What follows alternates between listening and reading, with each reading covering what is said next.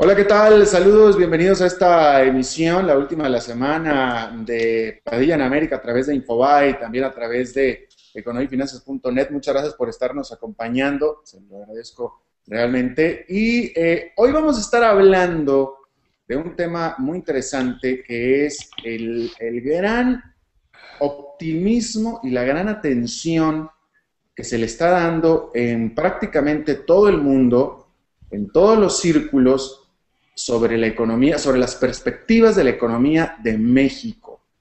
Y vamos a estar hablando de esto con nuestro invitado acerca de cuál es la razón de este optimismo, porque no es tanto que la economía de México esté muy bien, que no está mal, pero no es que esté muy bien, pero es mucho más lo que se está apostando que lo que está sucediendo, es más hacia el futuro, hacia la perspectiva. Entonces vamos a hablar de este interesante tema un poco más adelante con nuestro invitado de hoy, pero antes no podemos pasar al tema si no presentamos y presenta Daniel Estico, el editor de Economía de Infobae, su reporte sobre bolsa. Daniel, fue una jornada negativa. Así es, Alberto, buenas tardes. Hoy fue una jornada negativa para lo que es Wall Street. El Dow Jones terminó con una baja del 0,27, el Standard Poor's 500 una baja del 0,41 y el más afectado fueron las tecnológicas que tuvieron el índice Nasdaq, resumió una caída del 0,7%. Por el contrario, en el resto de América Latina en general, las bolsas se comportaron con subas. Empecemos por México con una suba del 0,1%, el Bovespa de Brasil con el anuncio de Petrobras que se iba a retirar de la Argentina, impulsó el panel petrolero y subió 0,49%, Venezuela también aumentó 0,22%, Chile 0,76%, Colombia y Perú fueron la excepción, estuvieron estables, 0,02 de caída básicamente cada una, y el Merval de Buenos Aires con muy poquito volumen como la caracteriza, con un alza del 3,33% también por el panel petrolero. Ahora, la semana en Wall Street, pese a esta baja, terminó neutra. Tanto el Dow Jones como el Standard Poor's como el Nasdaq apenas se movieron respecto del nivel del viernes pasado. Interesante, con todo y el temor, que hemos hablado de esto toda la semana, con todo el temor que genera, no nada más en Estados Unidos, sino en todo el mundo, la gran amenaza de este famoso precipicio fiscal, que faltan 17 días para que esto se lleve a cabo. Exactamente, pero justamente hoy aparecieron indicadores que jugaron de las dos vías como ayer, ¿no? Por un lado, noticias positivas del lado de China, que pareciera que estaría revitalizando a una velocidad muy superior a la que esperaba el mercado, y eso impactó fuertemente en las economías latinoamericanas. Estados Unidos dio a conocer el índice de inflación, el IPC, el índice de precios al consumidor, bajó 0,3%, la mayor baja en 6 meses, y también se conoció el dato de la producción industrial, que tuvo un aumento del 1,1%. Por lo tanto, la economía real en Estados Unidos está bien, pero como vos bien decís, el mercado está expectante sobre qué va a pasar con que si el ajuste viene por el lado de los gastos o por el lado de la suba de impuestos, y entonces la gran definición empieza a correr justamente en los próximos 17 días, cuando históricamente en las últimas semanas de diciembre es donde se define si se repite la historia de los últimos 20 años en el cual en 16 el Dow Jones se despegó y terminó muy positivo el año, o tenemos una jornada negativa porque el ajuste va a ser severo. Ahora, dime una cosa, cambiando un poquito de tema, Daniel, ¿podrías comentar un poquito acerca de esta noticia que acabas de dar tú, que a mí me llama la atención, de que Petrobras va a salir completamente de Argentina?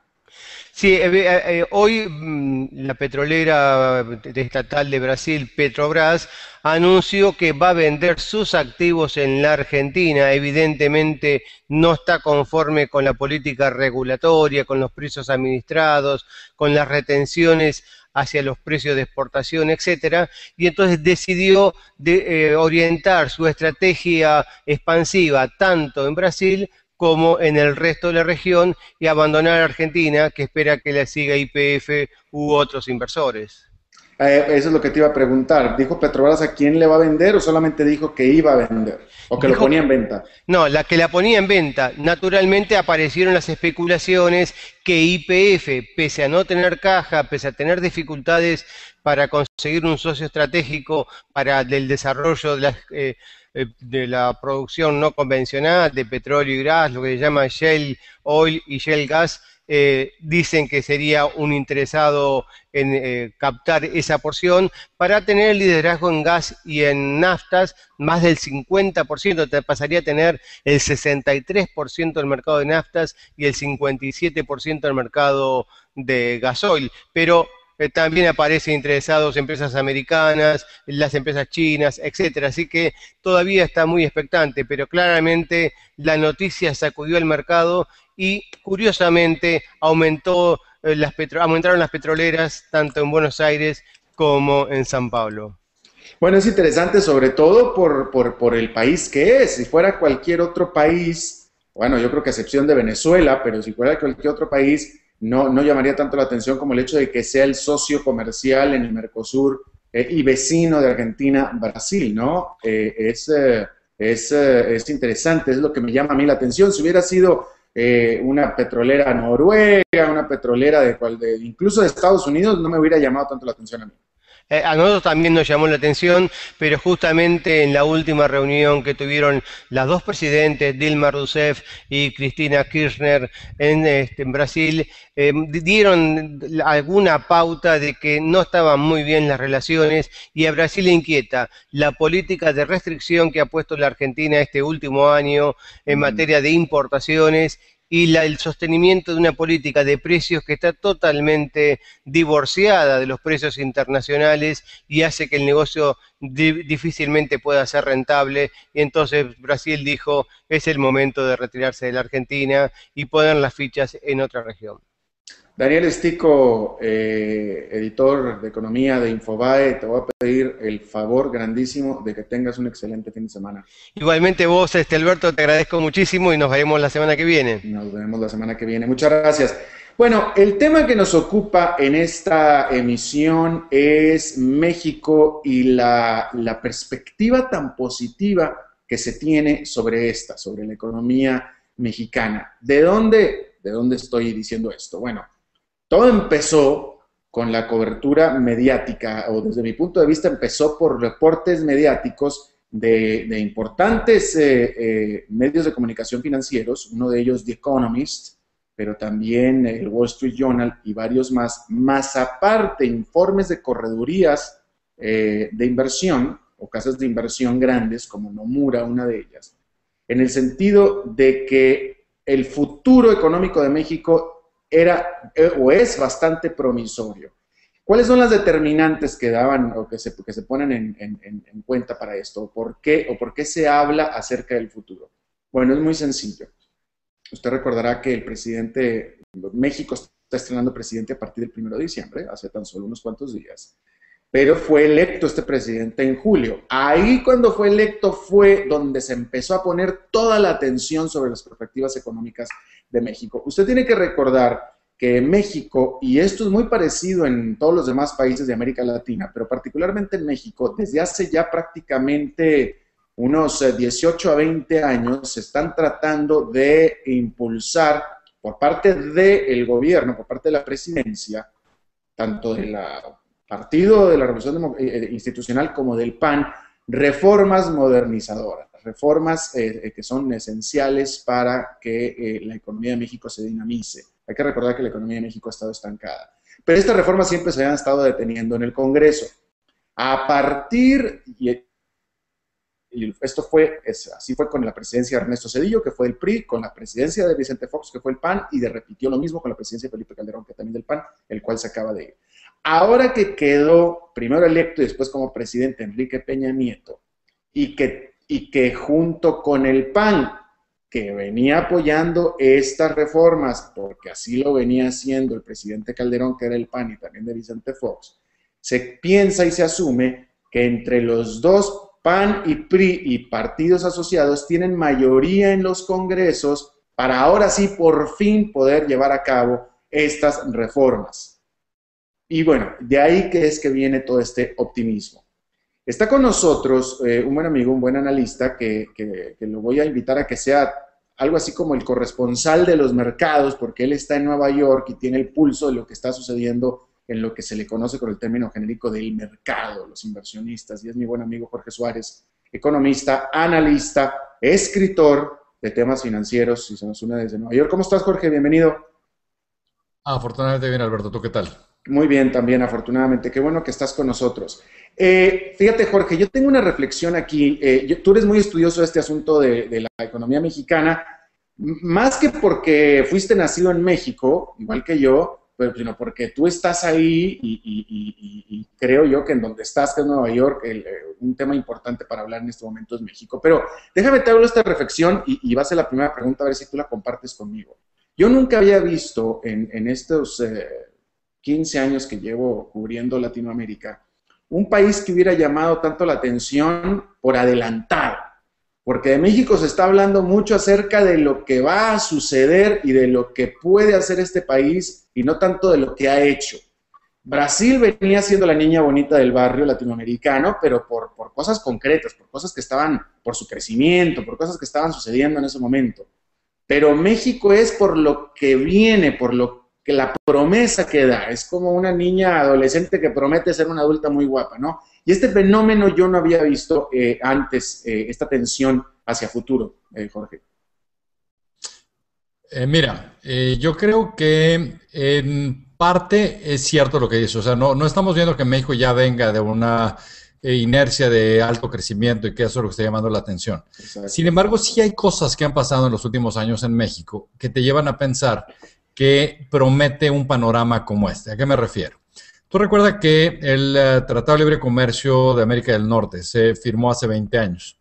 Y lo que ha ocurrido en estos 20 años es que sí ha habido una integración industrial de manufacturas entre Estados Unidos, Canadá y México. Y lo que hoy es un hecho es que México hoy le exporta más manufacturas a Estados Unidos que el resto de Latinoamérica sumada. México le exporta a Estados Unidos más de $1,000 millones de producto diario.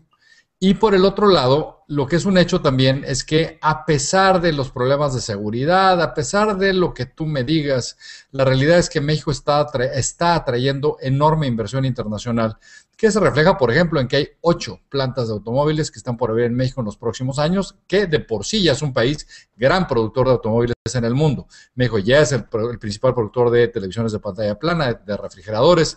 La industria aeronáutica en México ya emplea 37,000 personas y podría estar exportando cerca de $5,000 millones al año para el año 2015. Hay 300 empresas diferentes de aeronáutica ya establecidas en México. Entonces, todo esto, México gradúa más ingenieros que Estados Unidos o que Brasil. O sea, todo esto sí ha estado ocurriendo en los últimos años a pesar del entorno. Ahora, ¿qué es lo que cambia en este momento para dar tanta promesa? En mi opinión, lo que cambia es que se ve cada vez con más claridad que Estados Unidos requiere indispensablemente de desarrollar su propia industria manufacturera, porque de lo contrario no tienen cómo crecer y no tienen cómo emplear a la gente en una crisis de desempleo. Y aparte lo que ves es que este crecimiento en las manufacturas se puede apuntalar en la producción de shale gas, que es un acceso a energía a costos extraordinariamente bajos. Estados Unidos puede producir shale gas a la quinta parte de lo que Europa paga por gas ruso, y eso les da una gran ventaja sobre el resto del mundo, y todo lo que hagan en manufacturas lo tienen que hacer de la mano con México porque llevan 20 años integrándose. Bien, de tal manera que con esta última parte que hablaste de Estados Unidos, tú lo que estás diciendo es que Estados Unidos promete un crecimiento vigoroso económico en los próximos años y esto obviamente tendría repercusión inmediata sobre México. ¿Es eso? Fíjate que no sé si le llamaría un crecimiento vigoroso, pero deja ponértelo en números. Estados Unidos en los últimos 60 años ha crecido a un ritmo anual del 3.3%. En este momento, sin embargo, el crecimiento potencial de Estados Unidos se ve muy mermado. Se ve mermado porque tienes una población que está envejeciendo, tienes altos niveles de endeudamiento a nivel de las familias y ahora también a nivel del gobierno. Y la realidad es que el gran motor de la economía en Estados Unidos ha sido el consumo. Tú sabes que dadas esas condiciones de endeudamiento y de envejecimiento de la población, se vuelve muy difícil que el consumo siga creciendo como lo hizo en las últimas décadas. La única forma que tienes entonces de que el crecimiento se mantenga cercano a los niveles que ha tenido en las últimas décadas es que tienes que reiniciar un fuerte proceso manufacturero. Si tú me dijeras, me hubieras dicho hace 10 años que Estados Unidos lo quería iniciar, lo que yo te hubiera preguntado, ¿y cómo carambas va a ser eso Estados Unidos si no tiene ninguna ventaja relativa contra países que tienen mano de obra más barata? Hoy la ventaja relativa se le está dando acceso a energía en grandes cantidades y a costos extraordinariamente bajos, lo cual los pone en una situación que es radicalmente diferente a Europa, al grado que recientemente hubo declaraciones de industriales alemanes diciendo que si Estados Unidos se pone a explotar sus yacimientos de shale gas, ellos no tienen cómo competir con Estados Unidos, al grado que tanto Bayer como BASF, las dos empresas, dijeron que tienen que abrir plantas en Estados Unidos porque si no, no van a poder competir. Y Estados Unidos va a explotar sus yacimientos petroleros. Sin lugar a duda, para que tú tengas una idea de qué estamos hablando, como sabes, la capacidad para generar energía de un energético se mide en BTUs. Los BTUs que están en el subsuelo solamente del estado de Pensilvania exceden a los que están en el subsuelo de Arabia Saudita. Desde esa magnitud la capacidad de producir. Hace algunos años Estados Unidos se decía que tenía quizá 10 años de reservas de gas, porque era gas, digamos, natural, que es su producto, digamos, de extracción de petróleo. Con estos yacimientos de shale gas se estima que tienen más de 100 años de reservas probadas. Ahora, ¿qué es lo que ha cambiado? O sea, si siempre supimos que ese shale gas estaba ahí, lo que ha cambiado es que antes era muy difícil extraerlo y esa tecnología que le dicen de perforación horizontal ha avanzado rápidamente en los últimos 10 años y hoy es no solo tecnológicamente factible, sino que incluso se vuelve económicamente factible, aún considerando la gran inversión que se va a tener que hacer para encapsular los yacimientos y evitar que contaminen mantos de agua, que era la objeción que tenían los ambientalistas. Bien, hasta ahora estás poniendo, y fuiste muy claro en poner los elementos económicos de por qué el futuro se ve bastante promisorio por este lado, por esa parte económica para Estados Unidos y por tanto para México. Pero ¿qué hay del elemento político? Porque todo el mundo sabe y todo el mundo está de acuerdo, y era lo que estábamos hablando antes de empezar esta charla contigo, Jorge, que a México lo que lo está deteniendo es la incapacidad política de avanzar las reformas modernizadoras que son tan importantes. Mira, yo creo que ahí el tema más importante es partir de la base de que el PRI se le critique lo que se le critique. Uno, tiene más oficio político que el PAN, o sea, esto ha estado demostrado. Pero lo otro también es que el PAN, después de la tremenda derrota que sufrieron, donde fueron, de hecho, el tercer lugar en la elección presidencial, siendo el partido en el poder, hoy tienen que verse como un partido más moderno de derecha, como un partido que está dispuesto a apoyar aquellas iniciativas que hagan sentido. Ya para ellos no es válido el estar simplemente bloqueando lo que quiere hacer el PRI, a pesar de que el PRI sí los bloqueó a ellos. O sea, porque básicamente tienen que reinventarse. En ese sentido, entonces, lo que estamos viendo, y que es increíble, es que la transición que se está dando de Calderón a Peña Nieto, a pesar de ser de partidos diferentes, está siendo mucho más estable que la que hubo entre Fox y Calderón, a pesar de ser del mismo partido. En ese sentido, entonces, vimos cómo pasó una reforma laboral antes de que saliera Calderón del gobierno, acaba de pasar una serie de iniciativas que tienen que ver con permitir que todos los nombramientos para puestos de policía que van a ser parte de la Secretaría de Gobernación sean ratificados por el Senado. A eso estuvo de acuerdo el PRI en hacerlo, a pesar de objetarlo fuertemente al principio de esa negociación. Y lo otro que estamos viendo es que está siendo un pragmático Peña Nieto, donde ha incluido a gente que era del gobierno de Calderón en su gobierno. Por ejemplo, el secretario de Hacienda de Calderón es hoy el secretario de Relaciones Exteriores de Peña Nieto, y ha traído también a gente que eran íconos de la izquierda, como quizá serían los dos más claros, Rosario Robles en la Secretaría de Desarrollo Social y Mondragón y Cal, que era el secretario de Seguridad del regente de la Ciudad de México, que es del partido de izquierda. Entonces, en ese sentido, yo creo que tiene una gran capacidad para articular cosas. Y algo también muy importante en esto, Alberto, que creo que no podemos dejar de hablar de eso, es que se está dando una relación mucho más estrecha con Estados Unidos, una vez más por razones coyunturales, pero aparte porque se está, digamos, aprovechando avances que se hizo en el último gobierno, en el gobierno de Felipe Calderón. Claro, pero ahora, entonces, de tal manera que tú estás muy positivo en la capacidad de este gobierno de impulsar por fin estas reformas. Mira, sí estoy. Ahora, evidentemente, cuando tú empiezas a hacer ciertas reformas de fondo, afectas a grupos de poder y no va a ser, es más fácil decirlo que hacerlo. Ahora, para mí, el tema más delicado, digamos, de esta reforma que estás hablando, es lo que tiene que ver con la reforma en energía. La gran pregunta que nos hacemos es qué tan posible va a ser que se reforme la Constitución para permitir participación privada en la extracción de energéticos. Esto ha sido una fuente de conflicto y vimos en el pacto que se firmó entre los tres partidos que se establecía que no va a haber participación privada en la extracción de energéticos. Sin embargo, el presidente Peña Nieto da una entrevista anteayer al Financial Times y dice que va a mandar una propuesta para modificaciones de la Constitución.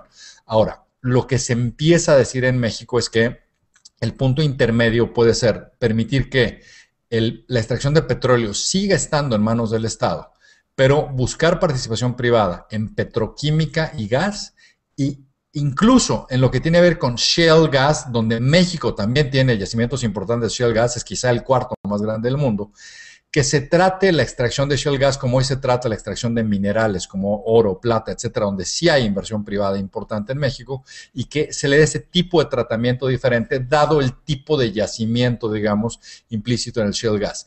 Lo que es un hecho es que si te dije que hay 8 plantas de automóviles que se van a abrir en México en los próximos años, si México además tuviera acceso a este tipo de energía muy barata, se iría por las nubes la inversión extranjera en México, porque tendría otra ventaja adicional, no solo estar junto a Estados Unidos, sino tener energía barata. Y deja de decirte algo que me parece increíble, Alberto. Estuve anteayer con una persona al Council of Foreign Relations y me parece increíble que es un tipo muy importante que tiene que ver con control de aduanas, etcétera, en Estados Unidos, con la que hablé, y me parece increíble que tienen proyectos que están pensando en que, por ejemplo, una pieza de autopartes que se produzca en Ottawa, Canadá, pueda llegar a una planta de automóviles en Guanajuato, México, sin detenerse en ninguna de las dos fronteras, por una serie de iniciativas que se están dando para permitir que, por ejemplo, en territorio mexicano haya agentes aduanales de Estados Unidos que hagan un monitoreo de carga antes de que llegue a la frontera, de tal forma que cuando llegue a la frontera pase, ¿no? Y en Canadá lo mismo. Si esto se da, los costos de este comercio se abaten y Norteamérica, Estados Unidos, Canadá, México puede volverse un bloque industrial de extraordinaria capacidad, sobre todo porque los tres países tienen energía. Exacto, estás hablando de una mayor integración a la cual ya hay, porque en este momento hay bastante integración entre las tres naciones. Absolutamente, exactamente ese es el punto, Alberto, que eso es un proceso que ya va 20 años dándose, que puede crecer. Y que algo muy interesante es que estás hablando, Estados Unidos tiene shale gas y shale oil, México también, y Canadá tiene petróleo de lo que dicen en inglés tar sands, es decir, arenas bituminosas, donde si los tres países extraen la energía que tienen, se vuelven un gran exportador de energía al resto del mundo. El gran tema ahí, Alberto, se acaba volviendo que hacen países como Venezuela, Arabia Saudita, Rusia, que dependen mucho de la exportación de este tipo de energéticos, cuando tengan esta competencia a costos tan extraordinariamente bajos. Bueno, y hay que decir otra cosa también, Jorge, que a mí me parece que ante la falta de inversión que hay en México, en realidad todavía no ha habido capacidad siquiera de descubrir si todavía México, es decir, lo que han descubierto Canadá y Estados Unidos, México no lo ha podido hacer porque no ha habido inversión, no ha habido quien se asome, no ha habido la tecnología, pero yo me atrevería a pensar que en el momento en el que México empiece a buscar, va a encontrar mucho más petróleo del que cree que tiene. Sin duda, cuando aparte sabes que, por ejemplo, el yacimiento más grande que hay de shale oil en Estados Unidos entra a México, está entre Texas y el estado de Coahuila.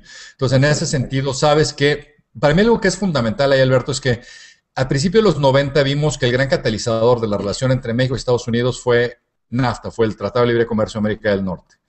En este momento, el gran catalizador nuevamente de esta relación puede acabar siendo el tema de energía, o sea, de desarrollo compartido de energía, de esta integración de manufacturas que, como bien dices, es solo la continuación de lo que ya se dio, que lleva 20 años dándose, pero aparte hay una muy importante, Alberto, que tiene que ver con seguridad.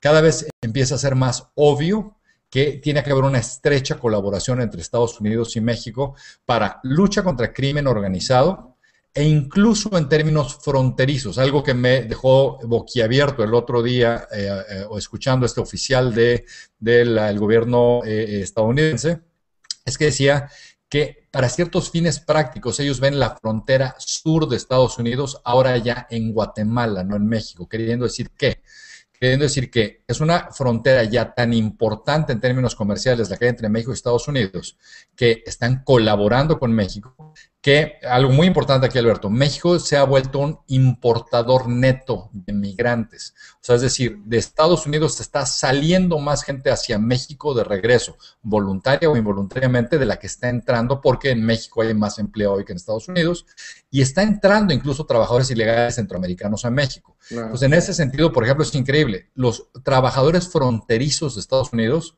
perdón, los agentes fronterizos, están entrenando una nueva policía fronteriza mexicana para Guatemala, donde tratan de integrar entonces políticas y donde algo muy importante es que ellos saben que si Al-Qaeda o cualquier organización terrorista quiere meter gente a Estados Unidos, van a usar las rutas que usan los coyotes que meten migrantes a Estados Unidos, por lo cual tiene que haber colaboración entre ambos países para evitar este tipo de acción.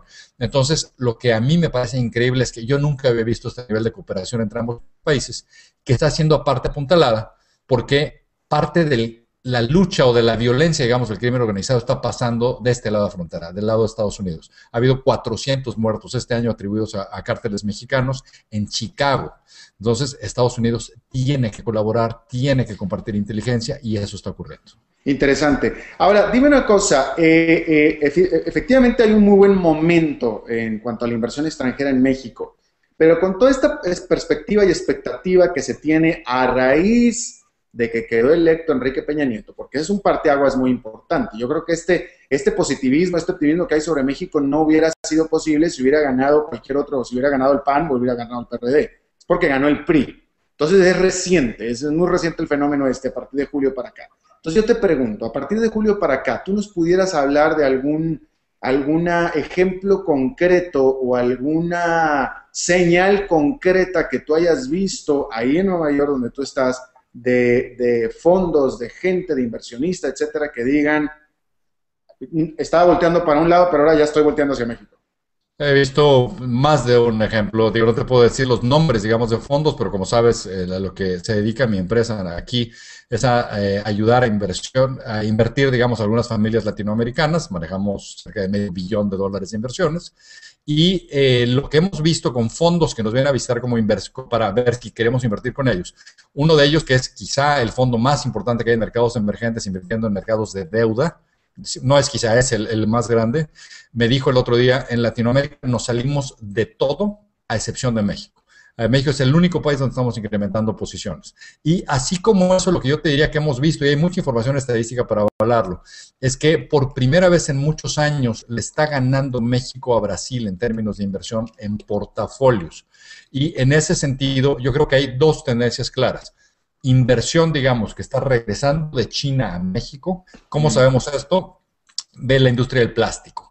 Lo que te dicen muchos industriales es que quieres ver hacia dónde va el proceso industrial, ve dónde están los moldes de plástico. Muchos años fueron de México a China, ahora están regresando, al grado que muchos productores de partes, por ejemplo, el plástico, les empieza a dar miedo si van a tener suficiente plástico para tantos moldes que están entrando. Entonces, inversión directa. Y en inversión en portafolios, los datos estadísticos de las bolsas y los mercados es que México ha cerrado fuertemente el diferencial y ha habido ya momentos, periodos, meses donde recibe más que Brasil. Entonces, en ese sentido es incontrolable que está viendo, se está poniendo de moda en México. La bolsa mexicana acaba de llegar a su máximo histórico la semana pasada. A mí te diría, Alberto, si te fuera sincero, que lo único que me preocupa es que creo que esto se está calentando demasiado rápido y las expectativas están siendo demasiado optimistas, demasiado pronto. Y ahí empieza a haber una posibilidad de que, aunque las cosas sucedan bien, que se desesperen, digamos, porque las expectativas creo que están siendo un poco demasiado alegres, porque básicamente no ven otros lugares atractivos. Ese es un excelente punto que estabas haciendo y es cierto, y eso era algo que a mí me preocupaba mucho también, y de hecho me preocupa que si en el corto plazo, de aquí a marzo o abril, no hay alguna señal concreta en ese sentido, pueda empezar a haber algo de volatilidad incluso. Ahora deja ponerte ahí dos ejemplos, Alberto, que la verdad no quiero yo contribuir a crear esas expectativas, ¿no? Pero yo No, como estuve, nunca has contribuido, ¿verdad? Jamás. yo estuve anteayer en México y estuve con una empresa que hace, o sea, es una empresa muy importante que tiene un proyecto muy bonito tecnológico. Y ellos me decían, y me dejó pensando, dicen, mira, somos emprendedores y eran muy cercanos al gobierno de Calderón. Decían, fuimos a Los Pinos socialmente más de una vez, pero lo increíble es que en el primer sábado que hubo, que estaba Peña Nieto en Los Pinos, asumiéndose como presidente, invitó a, creo que 70 emprendedores a comer con él para ver qué cambios ellos proponían que se pudieran hacer para fomentar la actividad empresarial en México. Entonces él me decía, oye, no llevaba ni una semana en el poder y ya estábamos en Los Pinos platicando de esto y llegando a iniciativas muy concretas. La segunda, muy importante, en las primeras 2 semanas como presidente está presentando iniciativas para una fuerte modificación a la educación en México a un grado que yo no pensaba que fuera a ser en los primeros años, jamás lo pensé para la primera semana. Entonces, en ese sentido, yo creo que lo que sí se dan cuenta es que la luna de miel es corta y que tienen que moverse muy rápido. Y en ese sentido, esa parte sí me hace estar optimista. Ok, última pregunta, Jorge. Algunas corredurías, creo que fue el caso de Nomura, si no lo recuerdo, pero creo que incluso hasta el propio Fondo Monetario Internacional, en todo caso, influyentes plumas, han dicho que México, si todo sale bien, como acá estamos diciendo, en 10 años pudiera sobrepasar en tamaño de economía a Brasil. Lo que implica que Brasil no va a crecer tanto como venía creciendo. No nada más es que México explote, sino que también Brasil va a desacelerar su paso. ¿Tú irías tan allá como para afirmar esto? ¿Tú estarías de acuerdo con esto? Mira, déjame decirte dos cosas, Alberto. Primero, yo apostaría a quien me quiera hacer la apuesta a que México en 5 años es el principal exportador de Estados Unidos por arriba de China y de Canadá. Segundo, en términos relativos a Brasil, acuérdate algo muy importante aquí, es que la economía mexicana ha sido más grande que la de Brasil antes, porque depende cómo lo midas. O sea, si tú estás midiéndola en dólares, En era dólares, muy sí. diferente la producción brasileña a 3 reales por dólar a hoy a 1.7 por dólar. O sea, medida en dólares se ve enorme la economía brasileña. Entonces, en ese sentido, yo creo que depende mucho del tipo de cambio. Pero yo sí hoy tuviera que hacer una apuesta a Brasil o a México, y no tiene nada que ver con nacionalismo en ese sentido, se la haría a México porque creo que Brasil desperdició una oportunidad importante donde hay cambios estructurales que no hicieron en el momento de bonanza. Acuérdate que México en las encuestas del Banco Mundial está casi 30 lugares arriba de Brasil en las encuestas de competitividad. Entonces, en ese sentido, a mí me parece que México está venciendo cuellos de botella y Brasil no lo logró, así que creo que pueden crecer, creo que tienen un bono demográfico como lo tiene México, pero yo en este momento pienso que este entorno va a favorecer a México más que a Brasil, sin duda. Jorge Suárez, economista, recuérdanos el libro.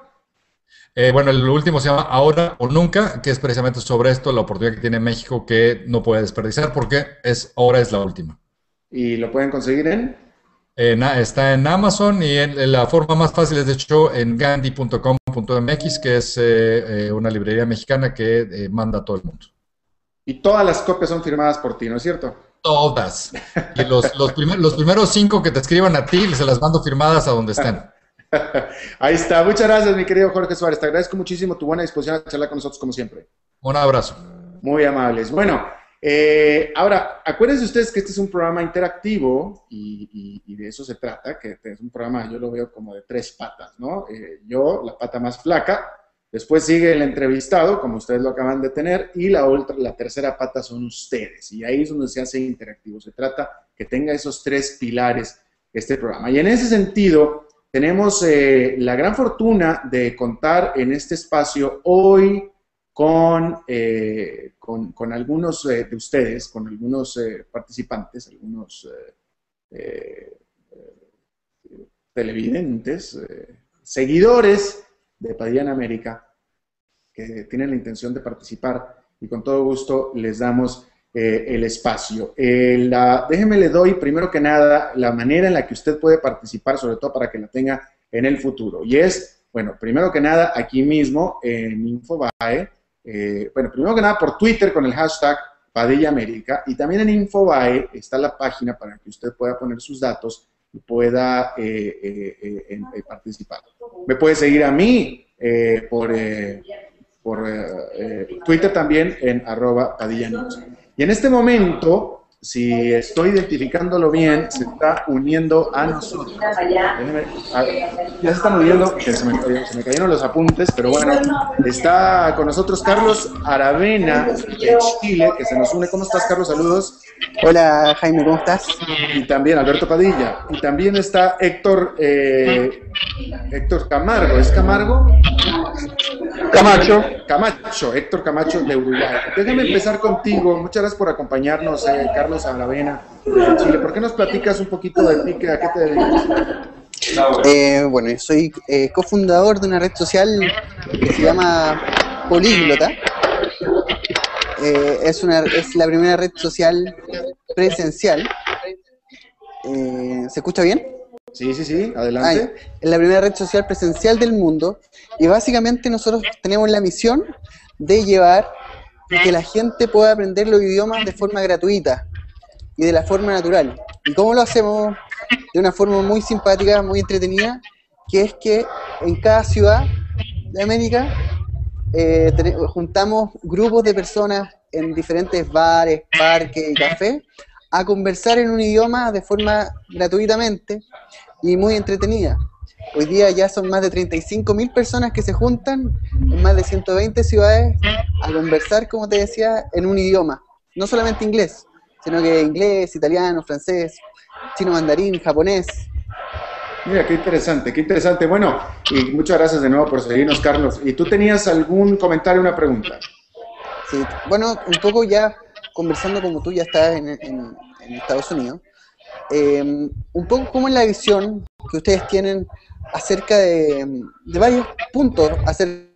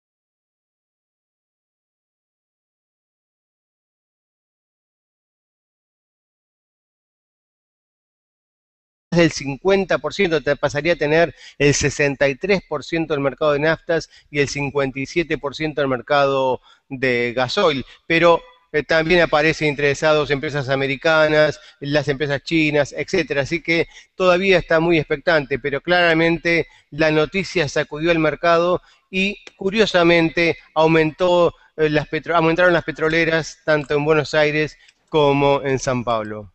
Bueno, es interesante sobre todo por el país que es. Si fuera cualquier otro país, bueno, yo creo que a excepción de Venezuela, pero si fuera cualquier otro país, no llamaría tanto la atención como el hecho de que sea el socio comercial en el Mercosur y vecino de Argentina, Brasil, ¿no? Es interesante, es lo que me llama a mí la atención. Si hubiera sido una petrolera noruega, una petrolera incluso de Estados Unidos, no me hubiera llamado tanto la atención a mí. A nosotros también nos llamó la atención, pero justamente en la última reunión que tuvieron las dos presidentes, Dilma Rousseff y Cristina Kirchner en Brasil, dieron alguna pauta de que no estaban muy bien las relaciones y a Brasil le inquieta la política de restricción que ha puesto la Argentina este último año en materia de importaciones y el sostenimiento. La gran amenaza de este famoso precipicio fiscal, que faltan 17 días para que esto se lleve a cabo. Exactamente, pero justamente hoy aparecieron indicadores que jugaron de las dos vías como ayer, ¿no? Por un lado, noticias positivas del lado de China, que pareciera que estaría revitalizando a una velocidad muy superior a la que esperaba el mercado, y eso impactó fuertemente en las economías latinoamericanas. Estados Unidos dio a conocer el índice de inflación, el IPC, el índice de precios al consumidor, bajó 0,3%, la mayor baja en 6 meses, y también se conoció el dato de la producción industrial, que tuvo un aumento del 1,1%. Por lo tanto, la economía real en Estados Unidos está bien, pero como vos bien decís, el mercado está expectante sobre qué va a pasar con que si el ajuste viene por el lado de los gastos o por el lado de la suba de impuestos, y entonces la gran definición empieza a correr justamente en los próximos 17 días, cuando históricamente en las últimas semanas de diciembre es donde se define si se repite la historia de los últimos 20 años en el cual en 16 el Dow Jones se despegó y terminó muy positivo el año, o tenemos una jornada negativa porque el ajuste va a ser severo. Hoy fue una jornada negativa para lo que es Wall Street. El Dow Jones terminó con una baja del 0,27, el Standard & Poor's 500 una baja del 0,41 y el más afectado fueron las tecnológicas, que tuvieron el índice Nasdaq, resumió una caída del 0,7%. Por el contrario, en el resto de América Latina en general, las bolsas se comportaron con subas. Empecemos por México con una suba del 0,1%, el Bovespa de Brasil con el anuncio de Petrobras que se iba a retirar de la Argentina, impulsó el panel petrolero y subió 0,49%, Venezuela también aumentó 0,22%, Chile 0,76%, Colombia y Perú fueron la excepción, estuvieron estables, 0,02 de caída básicamente cada una, y el Merval de Buenos Aires con muy poquito volumen, como la caracteriza, con un alza del 3,33% también por el panel petrolero. Ahora, la semana en Wall Street, pese a esta baja, terminó neutra. Tanto el Dow Jones como el Standard & Poor's como el Nasdaq apenas se movieron respecto del nivel del viernes pasado. Interesante, con todo y el temor, que hemos hablado de esto toda la semana, con todo el temor que genera, no nada más en Estados Unidos, sino en todo el mundo.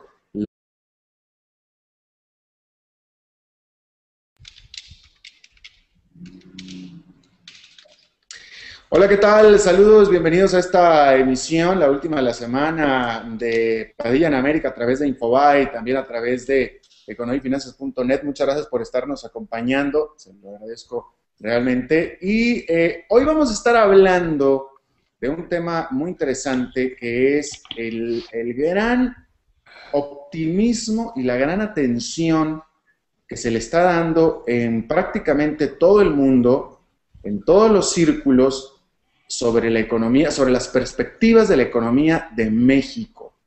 Y vamos a estar hablando de esto con nuestro invitado, acerca de cuál es la razón de este optimismo, Porque no es tanto que la economía de México esté muy bien, que no está mal, pero no es que esté muy bien, pero es mucho más lo que se está apostando que lo que está sucediendo, es más hacia el futuro, hacia la perspectiva. Entonces vamos a hablar de este interesante tema un poco más adelante con nuestro invitado de hoy. Pero antes, no podemos pasar al tema si no presentamos, y presenta Daniel Estico, el editor de Economía de Infobae, su reporte sobre bolsa. Daniel, fue una jornada negativa. Así es, Alberto, buenas tardes. Ahora, dime una cosa, cambiando un poquito de tema, Daniel, ¿podrías comentar un poquito acerca de esta noticia que acabas de dar tú, que a mí me llama la atención, de que Petrobras va a salir completamente de Argentina? Sí, hoy la petrolera estatal de Brasil, Petrobras, anunció que va a vender sus activos en la Argentina. Evidentemente no está conforme con la política regulatoria, con los precios administrados, con las retenciones hacia los precios de exportación, etcétera, y entonces decidió orientar su estrategia expansiva tanto en Brasil como en el resto de la región y abandonar Argentina, que espera que la siga YPF u otros inversores. Eso es lo que te iba a preguntar. ¿Dijo Petrobras a quién le va a vender o solamente dijo que iba a vender? ¿O que lo ponía en venta? No, la que la ponía en venta. Naturalmente aparecieron las especulaciones que YPF, pese a no tener caja, pese a tener dificultades para conseguir un socio estratégico para el desarrollo de la producción no convencional de petróleo y gas, lo que se llama Shale Oil y Shale Gas, dicen que sería un interesado en captar esa porción para tener el liderazgo en gas y en naftas, más